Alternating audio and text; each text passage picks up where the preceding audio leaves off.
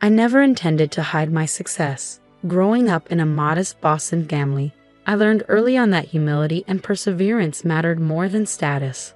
My father, a mechanic, would return home with grease-stained hands and a weary smile, while my mother worked back-to-back shifts as a nurse, determined to put me through college. Emily, she'd often say, success isn't measured by what you own, it's defined by who you are. Her words stayed with me. By 23, I had started a tech consulting firm in my garage. 2 years later, it had grown into M-Tech Solutions, now worth over $200 million. Yet, I kept a low profile, preferring the quiet satisfaction of working behind the scenes. Then I met Michael. Our paths crossed at a neighborhood coffee shop. I was absorbed in reviewing contracts, dressed in my usual jeans and sweater, when he accidentally knocked over my coffee. "Oh no, I'm so sorry," he exclaimed, fumbling to save my papers. I couldn't help but laugh. "It's fine," I reassured him, even though those documents were acquisition agreements worth millions. His genuine panic was oddly charming. "Let me make it up to you," he insisted. "I'm Michael, by the way." "Emily," I said, smiling, "and sure, I'll take you up on that coffee." That coffee turned into dinner, and dinner turned into a relationship. Michael was unlike anyone I'd ever met, kind, down to earth, and a high school teacher who genuinely loved his job. He never asked about my wealth, mainly because he didn't know about it. I told him I worked as an executive assistant at M-Tech Solutions. It wasn't entirely untrue. I did oversee administrative tasks, though as the company's owner, not an assistant. I wanted to be loved for who I was, not what I had. Things were perfect until I met his mother, Victoria. Victoria Patterson was the picture of social ambition. Her home was filled with imitation designer goods, and her conversations revolved around imaginary connections to high society. From the start, she disapproved of me. "A secretary?" she asked during our first dinner, her tone sharp. "Michael, darling, wasn't there a surgeon's daughter I introduced you to?" "Mom," Michael said, clearly annoyed, but she pressed on. "I just think, given our family status, you should aim higher. The Pattersons have always married well." The irony wasn't lost on me. Michael had already shared the truth of their middle-class life, propped up by credit card debt and appearances. "I like my job," I replied simply. "It's fulfilling." Victoria sniffed dismissively. "Well, someone has to do those things, I suppose." Her passive-aggressive remarks became a fixture of family gatherings. At Christmas, while others received thoughtful gifts, I got a plain office planner. "For keeping your boss's schedule," she said with a smirk.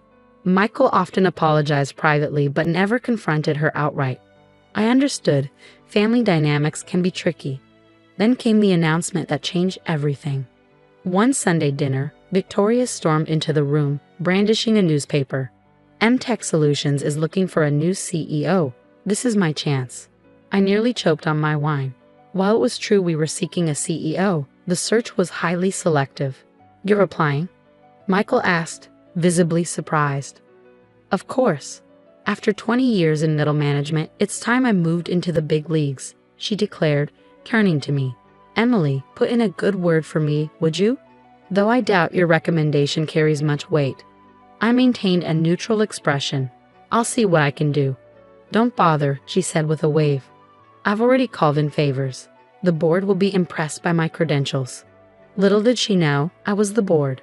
The following week, Victoria arrived at M-Tech Solutions for her interview, dressed in an over-the-top suit. I watched from my private office as she loudly proclaimed her qualifications in the lobby. "Mrs. Patterson," my assistant called. "The board is ready for you." Victoria straightened her posture and marched into the conference room. She froze the moment she saw me seated at the head of the table, flanked by board members. "Emily," she sputtered. "What are you doing here?" "Running my company," I said evenly. "Please have a seat." Her face paled as the realization hit. This can't be." "It is," one board member confirmed. "Ms. Walker is our founder and majority shareholder." Victoria's carefully curated facade began to crumble. She stumbled into a chair as I opened her application file. "Let's discuss your qualifications," I said, my tone all business. Her resume was riddled with embellishments, and I questioned each one. Her fabricated achievements and supposed connections unraveled quickly under scrutiny. I think we're done here, I concluded. Your application is disqualified due to misrepresentation. You can't do this, she cried. This is personal. No, it's professional, I replied.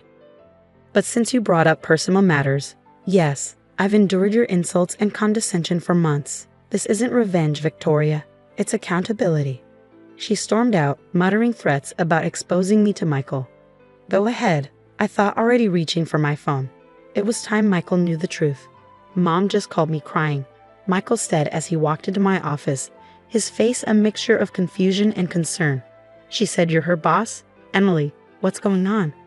I motioned for him to sit down, taking a deep breath. Michael, there's a lot I need to explain. I wasn't completely honest about who I am. I didn't want to complicate things between us, but now it's unavoidable. Can I show you something? Minutes later, Michael stood by the floor-to-ceiling windows in my office, his eyes scanning the breathtaking view of the city and the nameplate on my desk. Emily Walker, founder and CEO. He turned to the wall of awards and newspaper articles featuring my company, MTech Solutions. So, you're not a secretary, he said, his voice measured. No, I'm not, I admitted, standing beside him. I founded MTech when I was 23. The company your mom mocked me for working at? I built it from the ground up. He looked at me, hurt flashing in his eyes. Why would you hide something like this? Why lie? I wanted someone to see me, not my bank account, I said. Do you know how many people have tried to get close to me because of my money or status? I wanted to experience love for who I am, not for what I own. Michael sighed, his expression softening. I understand that, but you let my mother treat you horribly. You could have stopped this months ago. And what would that have accomplished? I asked.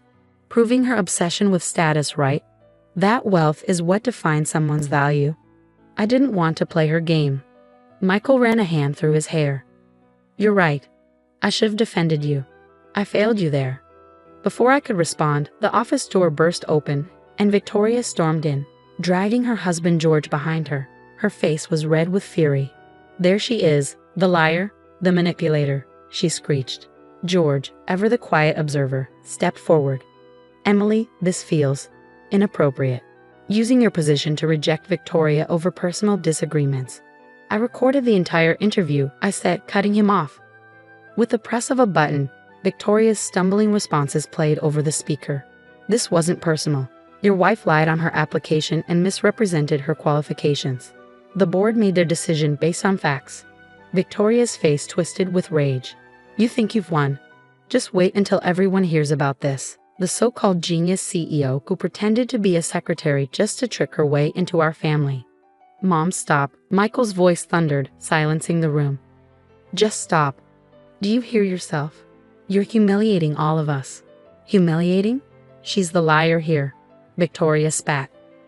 No, Michael said firmly. Emily lied about one thing, her job. You've lied about everything else. Our family status, your connections, your accomplishments. It's all been a facade, and I'm done enabling it. Victoria's mouth fell open, and George placed a hand on her shoulder. Let's go, Victoria, he murmured. This has gone too far.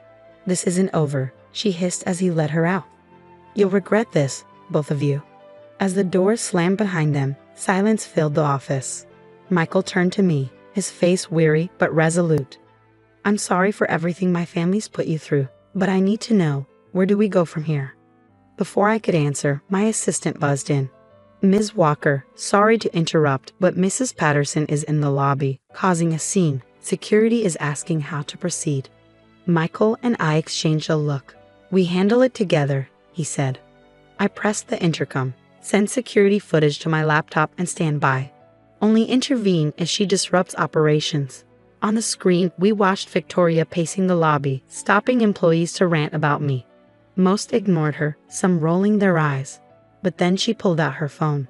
She's stealing clients, Victoria shouted, waving the phone in the air. I have proof right here, financial documents from Patterson Insurance. My blood ran cold. Those are confidential. How did she get them? Michael's face paled. She works in middle management at Patterson. She must have accessed the files. I was already dialing. Mr. Patterson, this is Emily Walker, your employee, Victoria Patterson. is in my lobby threatening to expose confidential client information.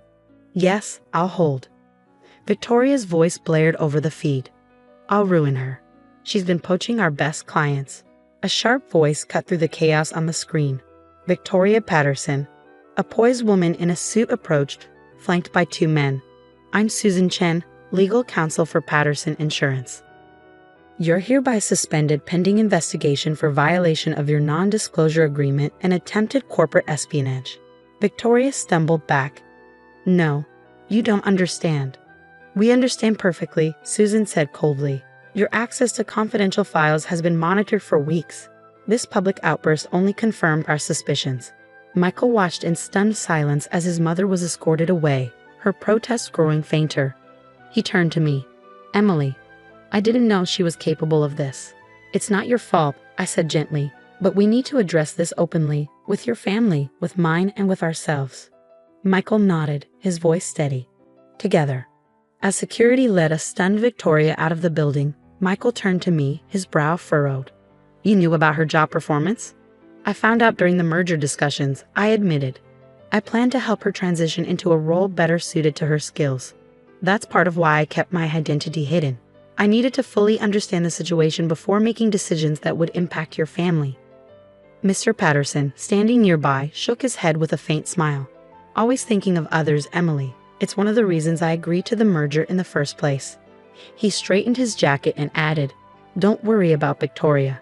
We'll handle the legal aspects with discretion, for Michael's sake. After he left, silence settled in the office. Michael sat across from me, staring out the window, lost in thought. I need some time, he said at last. This is a lot. I nodded, trying to keep my voice steady. Take all the time you need. At the door, he paused, looking back at me. For what it's worth, I fell in love with Emily the secretary. Knowing you're Emily the CEO doesn't change that. It just means I have more to learn about you. After he left, I remained at my desk, watching the city lights flicker on as night fell. My phone buzzed. A message from George, Michael's father. Victoria's home, devastated. She knows what she's lost. When you're ready, we should talk. All of us. Family shouldn't end like this. The week that followed, I buried myself in work, giving Michael and his family the space they needed. Meanwhile, the media caught wind of Victoria's public meltdown. Corporate espionage involving two merging companies was too scandalous to ignore. Fortunately, both companies' PR teams managed to keep the damage under control. One late evening, as I was reviewing merger documents, my assistant buzzed in.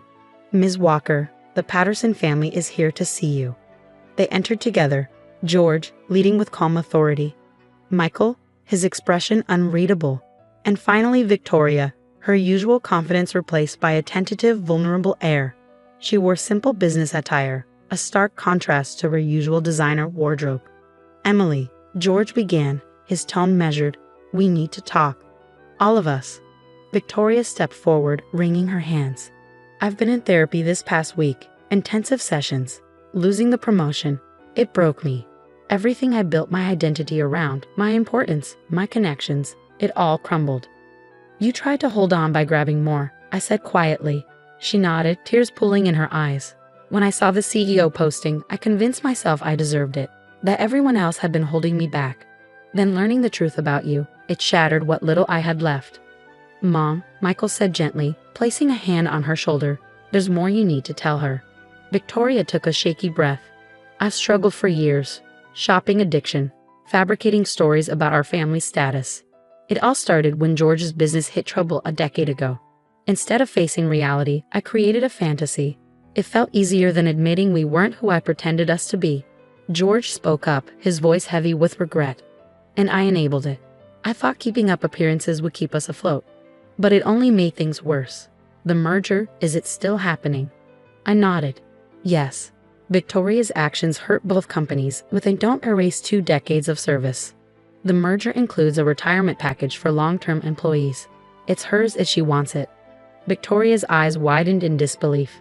After everything I've done, everyone deserves a second chance, I said. But there are conditions. Continued therapy, working with HR on a transition plan, and most importantly, honesty with yourself and others. Victoria broke down, her carefully constructed walls finally crumbling. I'm sorry, Emily, For everything. For how I treated you, the things I said. Michael moved to my side and took my hand. We've all learned something, he said. Mom about honesty, Dad about enabling, me about standing up for what's right, and Emily about trusting people with the truth, I finished, moving forward. 2 months later, Victoria retired quietly. The merger proceeded smoothly, and she found new purpose volunteering at a financial literacy program, helping others avoid the mistakes she'd made. At our wedding the following spring, she gave a heartfelt speech that left few dry eyes. A year ago, I thought status and appearances were everything, but my daughter-in-law taught me that true worth lies in how you treat others. Emily, thank you for giving our family a second chance, not because you're a CEO, but because you're a compassionate human being. Michael squeezed my hand under the table. We had rebuilt our relationship on a foundation of truth, moving past lies and pretenses. Looking around, I saw our merged family, George chatting with my father about business, Victoria helping my mother arrange flowers, our employees mingling with relatives. Success, I realized, meant nothing without people to share it with. Happy, Michael whispered. Very, I replied with a grin. Though I do miss that secretary desk sometimes. He laughed. Well, you did say your assistant's going on maternity leave. Don't tempt me, I teased. I might just go undercover again. Victoria overheard and joined our laughter, genuine this time, free from pretense. She found something far more valuable than status. Peace with who she truly was. As the celebration continued, I thought back to that first accidental coffee spill. It had led to this moment, proving that sometimes life's biggest blessings come disguised as chaos. Looking around at the people I loved, I knew success wasn't measured in dollars or titles. It was measured in second chances, hard truths, and the courage to be authentically yourself.